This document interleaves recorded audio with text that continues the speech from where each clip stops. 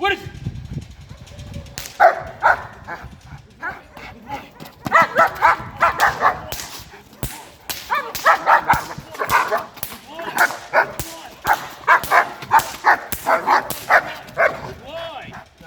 بوي هناك هناك بوي. ده كده احنا بعد ما بنخلي الكلب شرس جدا بنعمل عليه حاجه اسمها كنترول. الكنترول ده عشان اتحكم في السلاح بتاعي، مش هخليه عشوائي وخلاص وابقى ماشي كده كلب سلاح مداح. انا عايزه يهاجم مين ومش عايزه مش هيهاجم مين، عشان ننقل لحاجه اسمها الحراسه الشخصيه. فلازم يبقى عندي تحكم في كلبي، امشي بكلبي وانا محضره كسلاح دفاع، امتى هشغله وامتى هوقفه وامتى هفصله. التحكم هو من اساس التدريب.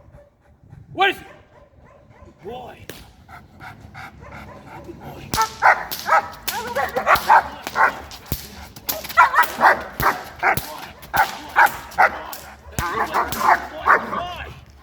بوي بوي انف.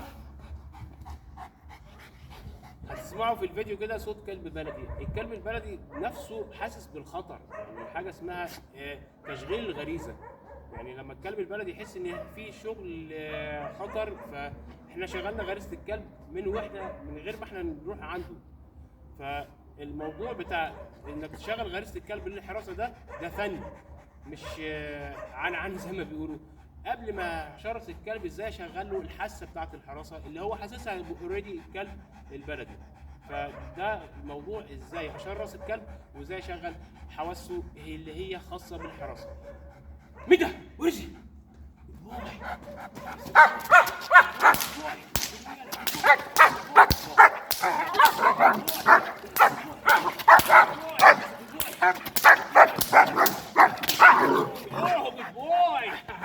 تلاقي الكلب كده بيترجم لغه، يعني حتى النباحات بيبقى ليها تاثير.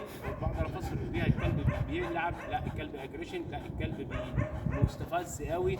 لان لغه النبح ونبرات الصوت بتاعت النبح ديت يترجمها المدرب اللي فاهم في الحراسه واللي فاهم ازاي يشرس كلب. لان مش نبح وخلاص، النبح ده لغه قويه جدا، اذا ما كنتش عارف تترجمها مش هتقدر تبقى مش عارف مستوى كلبك في التدريب عامل ازاي. ورث بوي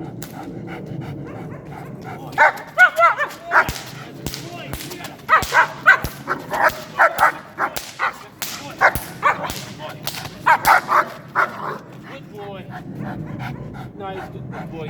enough enough enough.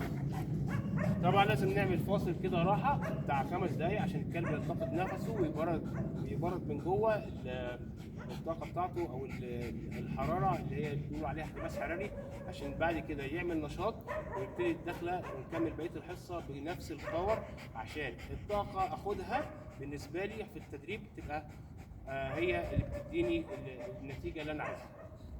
السلام عليكم.